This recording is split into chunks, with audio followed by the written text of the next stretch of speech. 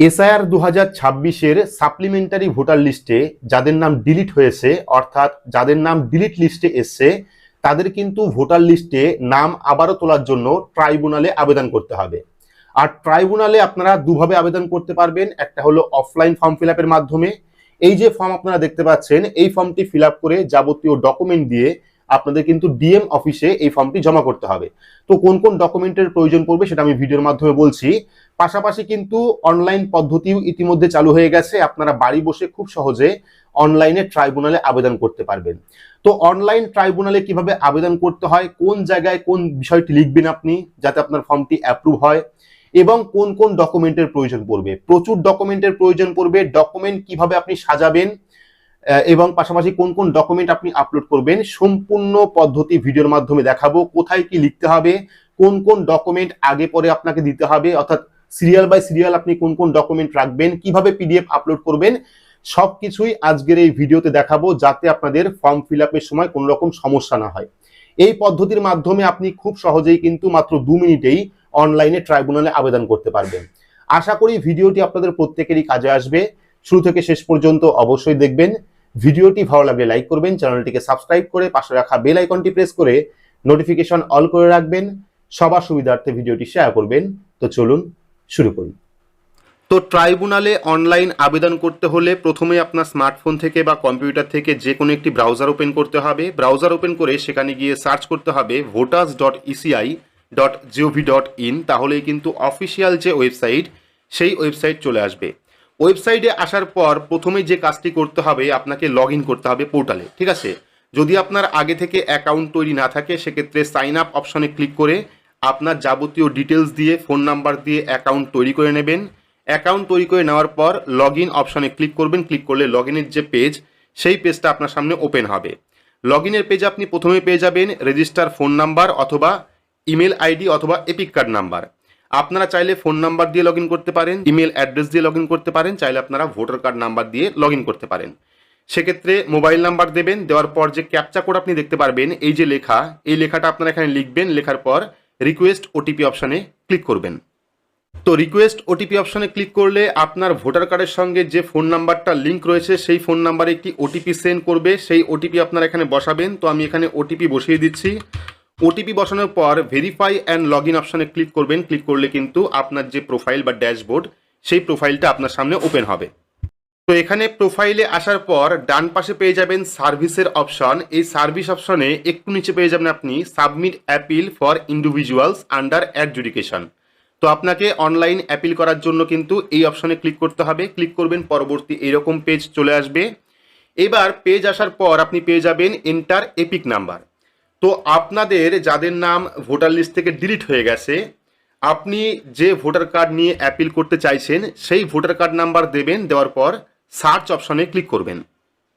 তো voter card number দিয়ে search করলে যার নামে ভোটার কার্ড, তার নামটা ওপরে চলে আসবে। দেখতে পাচ্ছেন নাম চলে এসছে। এইবার এখানে কিন্তু যদি আপনি নিজের প্রোফাইল দিয়ে লগ ইন করেন এবং অন্যের ভোটার কার্ড আপনি অ্যাপিল করেন, সেক্ষেত্রে কিন্তু আপনার নামই এখানে থাকবে।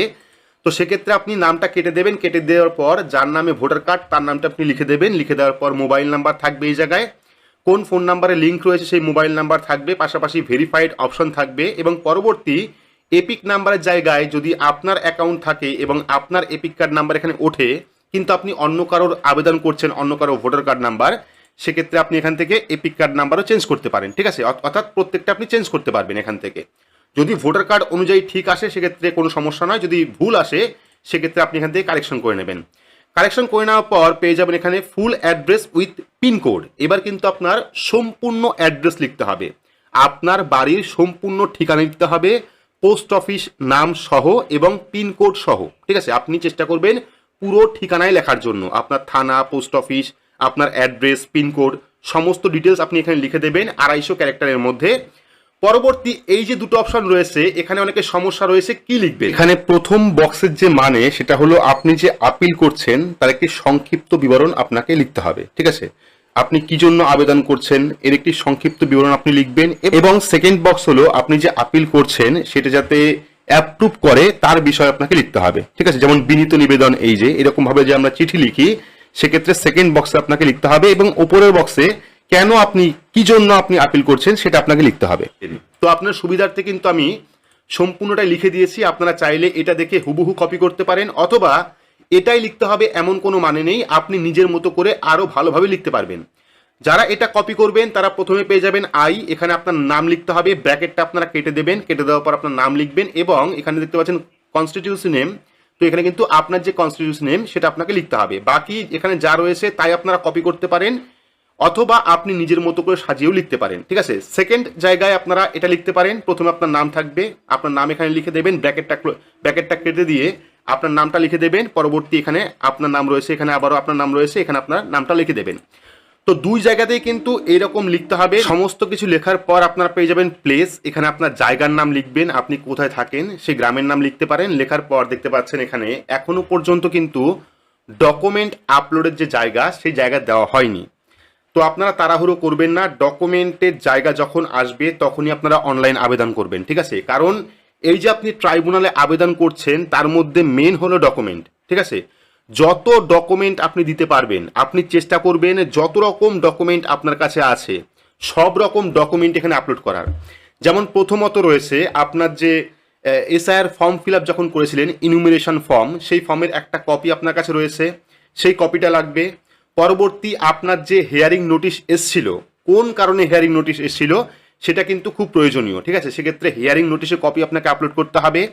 পাশাপাশি নির্বাচন কমিশনের দেওয়া যে ডকুমেন্টের লিস্ট, তার মধ্যে থেকে আপনার কাছে কোন কোন ডকুমেন্ট রয়েছে সব ডকুমেন্টে আপনি দেবেন। যত ডকুমেন্ট রয়েছে, Aadhaar card, PAN card, ration card, domicile certificate, পাশাপাশি স্কুল অ্যাডমিট কার্ড বা মাধ্যমিকের অ্যাডমিট কার্ড, পাসপোর্ট রয়েছে, জমির কাগজ রয়েছে, এই সমস্ত যত পুরনো কাগজ আপনার কাছে রয়েছে প্রত্যেকটাই চেষ্টা করবেন আপলোড করে দেওয়ার জন্য, ঠিক আছে। পাশাপাশি 2002 সালে যারা লিঙ্কেজ দেখিয়ে এসআইআর ফর্ম ফিল আপ করেছিলেন, বা যদি আপনার 2002 লিস্টে আপনার নাম থাকে, সেক্ষেত্রে 2002 যে ভোটার লিস্ট সেটা আপনাকে আপলোড করতে হবে আপনার যে পেজে নাম ছিল। পাশাপাশি 2026 যে ভোটার লিস্ট, পাশাপাশি আপনার নাম যে ডিলিট হয়েছে সেই ভোটার লিস্ট, তিনটেই কিন্তু আপনি আপলোড করবেন। যদি আপনার নাম 2002 লিস্টে না থাকে বা 2002 লিস্টে আপনার বংশের কারোর নাম নেই, সেক্ষেত্রে চেষ্টা করবেন আরও পুরনো যে ভোটার লিস্টগুলি রয়েছে, 1970 হতে পারে, 80 হতে পারে, 85 হতে পারে, 87 হতে পারে, 90 হতে পারে, এরকম ভোটার লিস্ট যদি আপনি জোগাড় করতে পারেন তবুও কিন্তু আপনারা সেই ভোটার লিস্ট অনলাইনে আপলোড করবেন। এবং যত পুরনো কাগজ রয়েছে আপনার বাড়ির, ঠিক আছে, যত পুরনো কাগজ রয়েছে, দলিল, পর্চা, এই সমস্ত যাবতীয় ডকুমেন্ট কিন্তু আপনাকে আপলোড করতে হবে। চেষ্টা করবেন যতটা ডকুমেন্ট আপনি কালেক্ট করতে পারবেন ততটাই কিন্তু সহজ হবে আপনার ট্রাইব্যুনালে আবেদন, ঠিক আছে। যেহেতু এখনো পর্যন্ত অনলাইনে ডকুমেন্ট আপলোডের অপশন নেই, ডিরেক্ট সাবমিটের অপশন আসছে, সেক্ষেত্রে আপনারা 2-1 দিন অপেক্ষা করুন। 2-1 দিন পরে হয়তো আরও আপডেট হয়ে ডকুমেন্টের যে পেজ সেই পেজটা চলে আসবে।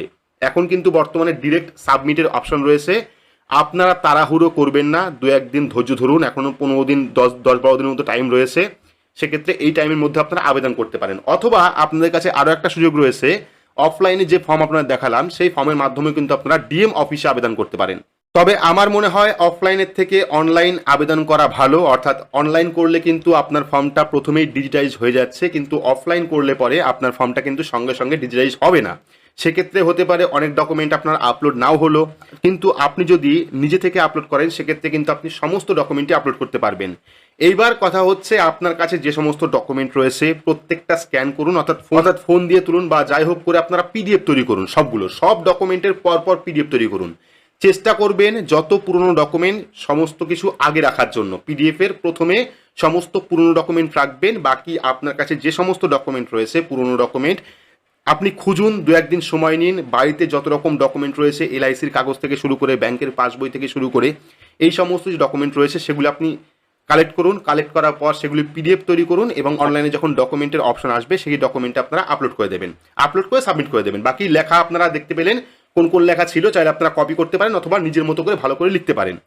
তো এটাই হলো অনলাইন ট্রাইব্যুনালে আবেদন পদ্ধতি। যেহেতু এখনো পর্যন্ত ডকুমেন্ট আপলোডের জায়গা আসেনি তাই সম্পূর্ণ দেখাতে পারলাম না, তবে একই পদ্ধতি থাকবে, এইটুকু আপনারা লিখবেন, বাকি ডকুমেন্ট আপলোড করে সাবমিট করে দেবেন, তাহলে কিন্তু একটা রেফারেন্স নাম্বার আপনি পেয়ে যাবেন।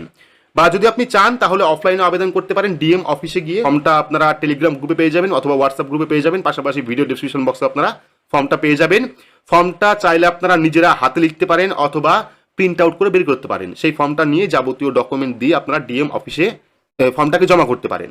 তো এই ছিল এসআইআর নিয়ে একটি আপডেটটি আপনাদের কেমন লাগলো অবশ্যই কমেন্ট বক্সে কমেন্ট করে জানাবেন। ভিডিওটি ভালো লাগলে লাইক করবেন, চ্যানেলটিকে সাবস্ক্রাইব করে পাশে রাখা বেল আইকনটি প্রেস করে নোটিফিকেশন অল করে রাখবেন। সবার সুবিধার্থে ভিডিওটি শেয়ার করবেন। তো আজকের মতো এইটুকুই, ধন্যবাদ।